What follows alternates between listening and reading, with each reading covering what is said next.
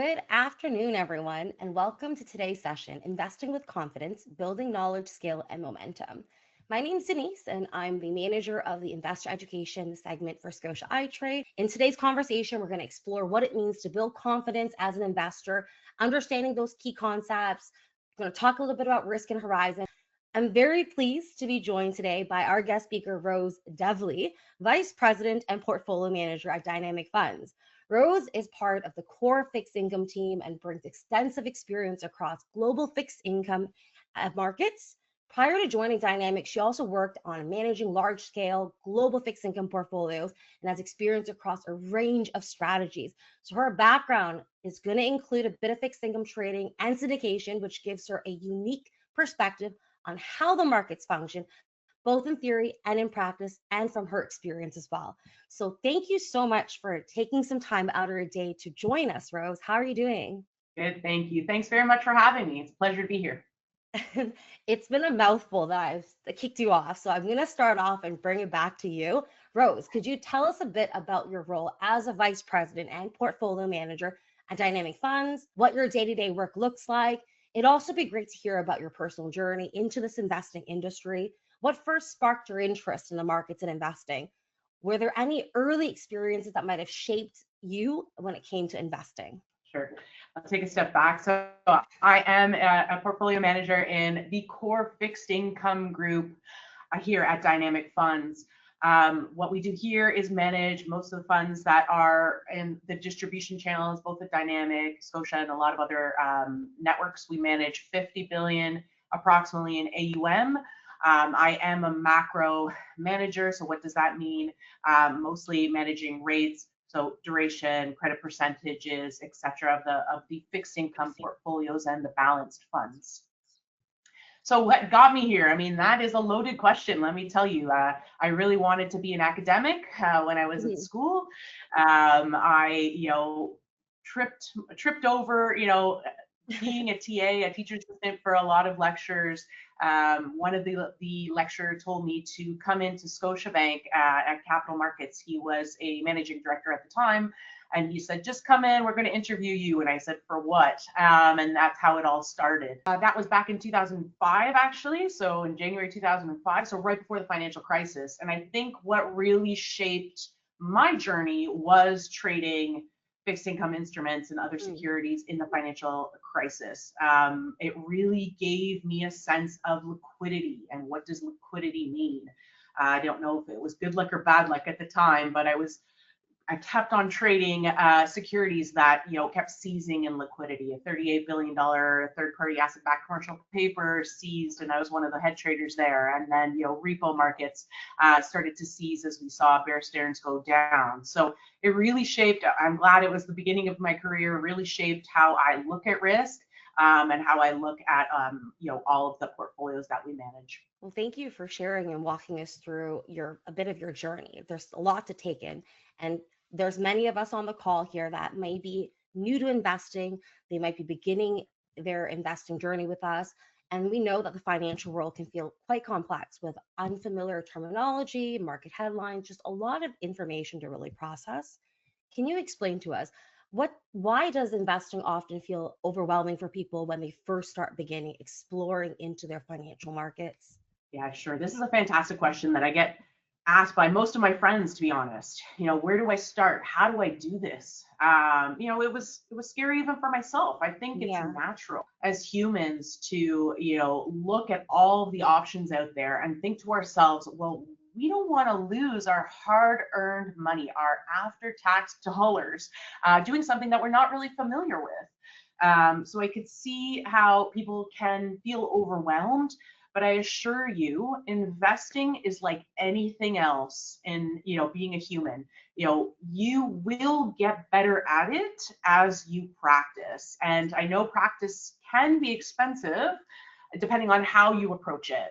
So, we'll go into different ways, but one of the things that you can even do is start with a paper portfolio and say to yourself, there's a lot of apps out there that, oh, if I had $100, I can put it into this fund or this security, and you could see how the security can react in different markets. So there's a lot of ways to do it. I know it's really scary, but hopefully we can dive in and try to clear up some of these biases. We know that confidence in investing rarely happens overnight. It's something that develops gradually as we begin to build more knowledge, to build more of that experience. From what you've observed working in this industry, what are some of the foundational ideas and concepts that tend to help individuals begin developing comfort and confidence over time? Sure. I don't think it's a bad thing to be a little bit more risk adverse just at the beginning. Mm, As you enter this whole realm, and you decide to yourself, what am I going to invest in and what is my risk tolerance? And risk tolerance is very a difficult concept and it can be so personalized. My risk tolerance is different than yours, is different than anyone else's. So getting to know yourself is very important before you start investing. Who mm, are you? What do you like? What are you comfortable with? What are you not comfortable with? What geographies are you comfortable with? It's a journey, I think, of knowing oneself first, and then you actually put the dollars to the sense to where you want to allocate. Again, there's a lot out there, and you don't want to overwhelm yourself. I know a bunch of individuals who kind of didn't take the time to do that, and really cost them a lot of money. They just went all in, and didn't really take the time to assess themselves. And when you experience some volatility, then things can happen, emotions can get high, etc. And we can hopefully get into that. Everything in human life takes time. If you do 10,000 hours of anything, you'll get better at it. mm. If you are a risk adverse person, start off with a paper portfolio. See how the market reacts to your choices. If you are not so risk adverse, buy beta. What is beta? Basically market risk. So what can you do there? You can buy any kind of fund or ETF that gives you market risk, albeit the S&P 500, TSX if you have Canadian dollars, etc. So I think starting slow is your best bet if you're just entering the investing world. I know it's oftentimes it gets difficult because it seems so exciting that we always want to jump in head first, but I like that tactic. Know your own risk. It's going to be a little bit different from individual to individual. To wrap up this first portion, as we continue exploring those first stages, when we first start exploring investing, there's going to be a lot of common assumptions or expectations within them. Do you see any common misconceptions about investing, particularly among young females or women investors or individuals who are just beginning in that financial journey that often see in conversation, or maybe you've noticed in that broader investing community? Yeah, I will say I do see a little bit of a gender bias. Um, Fortunately or unfortunately, depends on your personality. But yeah, I will say women in general are a little bit more risk adverse. There's a lot of information out there, and typically as women, we try to gather as much information as possible before moving forward.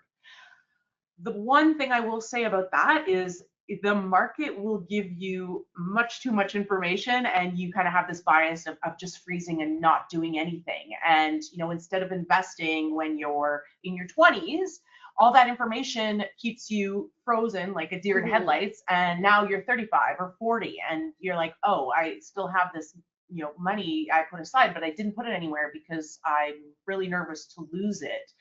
Meanwhile, the last 10 years cost you, that incremental addition to your portfolio from investing. So I will say, if you are uncomfortable with investing, start early, because any kind of losses that you have at first won't feel like a big deal when you age and when you get older. So, for example, you're losing, maybe there's some market volatility, 1 to 5% of your portfolio goes down because of the market. Well, that definitely hurts more when you are 50 versus when you are 20. It's Mm. it's completely different. So I will say, even if you are risk adverse, try even the most risk adverse investment just to dip your toes into the water. Yeah, that's my best advice, especially for women. Those are good thoughts. And let's move on to now from learning. We talked a lot about beginning stages. As we start engaging with investing, there's often going to be a number of questions or uncertainties that pop up throughout our journey. In your experience, what are some of those common challenges or barriers that new investors tend to face in those earlier stages? Yeah, when you are early to investing, it costs a lot more to get your diversification of your portfolio. So what a lot of investors do is, well, I only have $100 or Mhm. $1,000 and I'm going to trade, but the first trade costs me X amount to put into the account. And then for one trade, it costs me X amount to enter the trade and it costs me X dollars to exit the trade. I definitely experienced that at first. It was a challenge. Mm. What my experience, again, it's not going to be everyone else's experience and it's not going to work for everyone else. But what I did when I first started was buy, again, beta. What was beta for me? Beta for me at the time was the S&P 500 because I said Okay. to myself, I'm working in Canada, I'm making Canadian dollars. I don't have any exposure to the US, which at the time was growing quite a bit after the financial crisis. So I thought, I'm going to just buy beta, and I bought an ETF at the time of the S&P 500. Okay. As I was able to contribute more into the portfolio, into my investing portfolio, what I did was try, now I'm trying to add what I like to call alpha. So Mm. alpha is what you want to make up top or in addition to what the benchmark is earning. Now, how did I do this? Well, I just invested in companies that was a customer for. Okay. There's going to be different ways that you can do this, but you start small. You could buy what I like to call, again, beta, and then you try to increase your alpha. Again, it's not going to be like hundreds of stocks. What I try to think about, at the time, especially when you're first beginning, the first 10 years of your investing, try, in my experience, was 50 to 60 to 70% of beta of the market Mm. in an ETF. So you own the whole market, and then alpha being those stocks. Hopefully, somewhere between 10 to 12 stocks of individuals that you can kind of keep your eye on. That's how I worked it at the time. And that's a similar philosophy that I think Warren Buffett followed as well, to invest into companies that you kind of believe in and trust in. So it's good to know that you've practiced that as well. Now, as we look into balancing immediate financial responsibilities, as all of us are going through items like housing costs, family expenses, day to day budgeting, and thinking about those long term financial goals, can you share how can investors typically approach balancing these short term versus long term financial planning and investing? Sure, this is a tough one, and it depends on where you are in your life cycle as well. I will say I always believed in, keeping an emergency fund, cash fund. But for me, early in my career, we in our industry at the time, we had a massive layoff, basically on my 27th birthday. 10% of the workforce was let go. So it really hit home as to, I shouldn't take my salary for granted, Mm. especially looking at all the expenses that I had at the time, a huge mortgage, paying all my bills, food expense, etc. So I never took my salary for granted. I always had an emergency fund. Now that emergency fund is going to look different depending on, where you are getting your monthly income. It could be all from your portfolio, but most people, especially starting off, they have a salary, and you can take that salary from a large corporation or from yourself as an entrepreneur. Obviously, as an entrepreneur, your emergency fund should have more months in it. So for me, working for a large corporation was 3 months. Perhaps maybe an entrepreneur might be more 9 months if we head into an unexpected recession. So that again is personalized, but I always believed in that. I slept better at night for that. And then also, really believe in diversification because I think a lot of investors, especially before COVID, that period of 2010 to 2020, they that wasn't really regular markets in my opinion. That was post financial crisis. We had quantitative easing, and we can go into what that means later. But a lot of things were instrumental in this, what we call this bull market that happened, and leverage increased. An increasing amount of leverage increased in the past, 10 years before COVID. So, it scares me when a few people, in their 20s, 30s, or 40s say that, I just have, most of my investment portfolio in technology stocks. So I really truly believe in diversification. I always have. Again, that percentage is going to be different from everyone individually, but always know that, some asset classes will be negatively correlated in growth scares. What's a growth scare of recession? And some of them will be positively correlated. So some of the things that you think will be a hedge sometimes don't work as a hedge in a recession. So it's a large answer, I think, but I still think it's important to have an emergency fund and to be diversified, because if you do get let go because of a recession, you can rely on your investment portfolio if you are diversified. Now, we've somewhat brought up this term quite a few times in our conversation, which is risk. And this is one of the core ideas when it comes to investing. Yet we often interpret it and think about risk in many different ways. Your risk is going to be different than what I can tolerate, and vice versa. From your experience working in this industry, as well as observing investor behavior, how do investors typically view or approach investment risk? How does this risk kind of compare when we're evaluating against a professional portfolio management team perspective? That's an excellent question. So risk for me, and when I wear my professional hat, is a lot different than risk for me in my personal sense. So let's talk about professional hat. So when people are allocating money into my funds, they have already allocated a certain benchmark or a certain asset class. In my case, it's fixed income. So when I think about risk, I think about what is the benchmark, how is the benchmark um, allocating risk between the benchmark, and how can I outperform that benchmark? And usually it's capital preservation when it comes to fixed income. And usually professional active fixed income managers love risk. They love volatility. We make alpha with our volatility. So when someone says to me, are you worried about markets? I'm always worried about markets. But what do we do in those periods of volatility to help boost returns, help boost our alpha over the benchmark? And I think that's really important for our clients. For example, and a fund that we manage, Dynamic Tactical Bond Fund, DXB ETF, we are very tactical in that fund, and we love risk. When VIX pops to 50, 60, we are doing things that the market is not doing, basically. Now, if you are an individual investor, that's a lot different, right? You're looking at your portfolio on a holistic basis. You are saying to yourself, I do not want to draw down of my entire portfolio of a certain percentage. Again, that percentage is going to be different from everyone.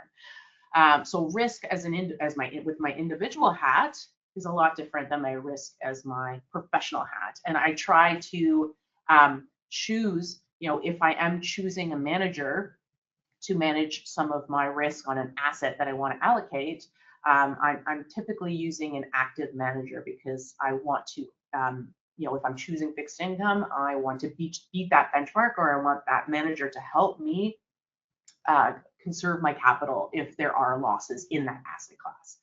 Now, me as an individual investor, I'm doing, equities, fixed income, commodities, etc. But I don't want to lose more than a certain percentage of my whole portfolio. And what we talk about is drawdown.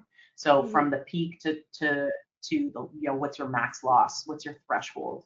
And everyone should keep that in mind of how much risk how much drawdown am I okay that won't keep me up at night.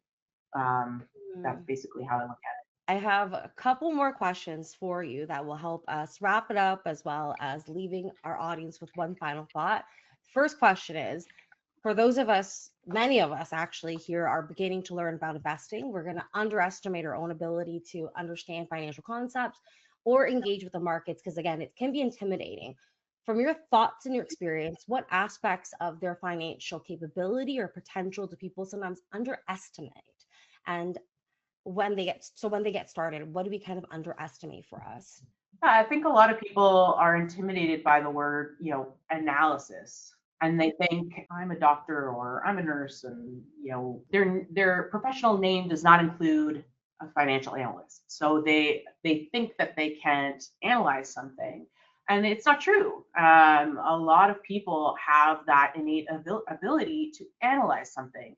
And if you're coming across a security, you can say to yourself, I'm going to take the time and I'm going to analyze this. I mean, there's a lot of technology that can help you now with the analysis, but also analysis doesn't just mean fundamental.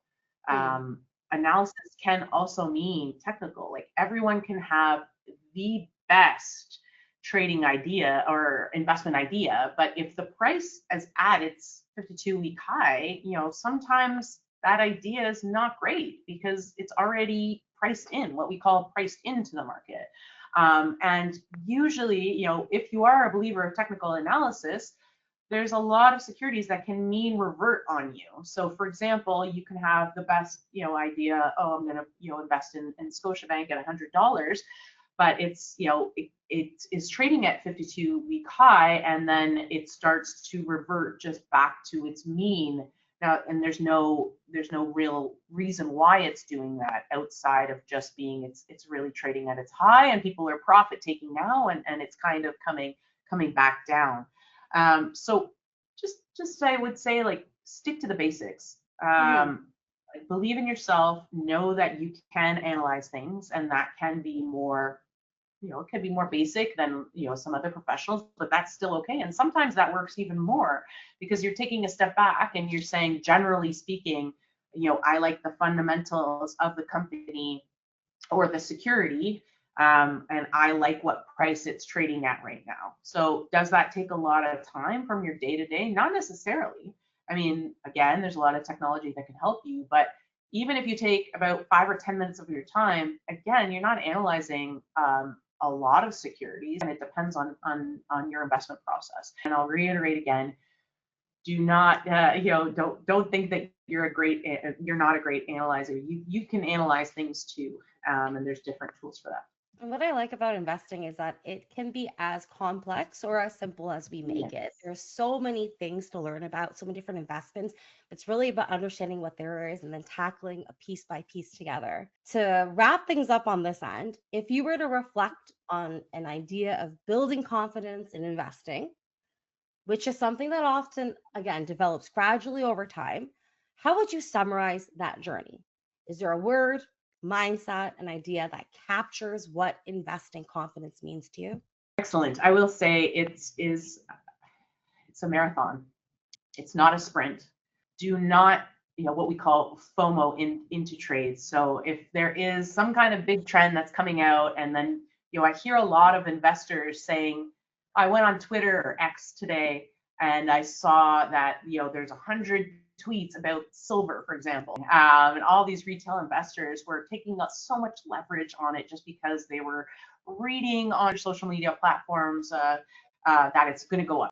Um, and to be honest with you, again, that's behavioral finance at hmm its finest. It's, this herd mentality, and herd mentality is actually one of the things that we look for in our investment process here. Is this a crowded trade? Is everyone in the same trade? Because the market, again, is mean reverting, not only in stock price, but if there's crowded trades, then you got, things like, you'll hear, these terms, gamma squeeze or short sell squeeze. So please do not just, FOMO into an asset class that you think that you heard an individual is really going for. Do the analysis yourself. Even if it's a basic analysis, at least if that security goes down, at least you won't have that emotional connection to it. It's like, oh, I shouldn't have listened to this person. Oh, I shouldn't. If you do the analysis yourself, then you are more confident and you say to yourself, oh, it's experiencing this kind of loss, but I'm very confident in the security because I did the work, and I'm going to add the security instead of sell it at the lows. something that I do personally, I'm human as well. I don't like seeing losses in my personal portfolio. So sometimes I open my portfolio and I purposely do not look at the sum total, because that will ruin my day sometimes. So what I do is just try to add, like I have an investment process. I like the security. I want to add when there is a drawdown of 10% of the stock, and I try not to look at my balance, and I just say, I know I have this cash put aside. I'm going to invest, and then hopefully the security will then bounce back. But that's so I will say it's not a sprint.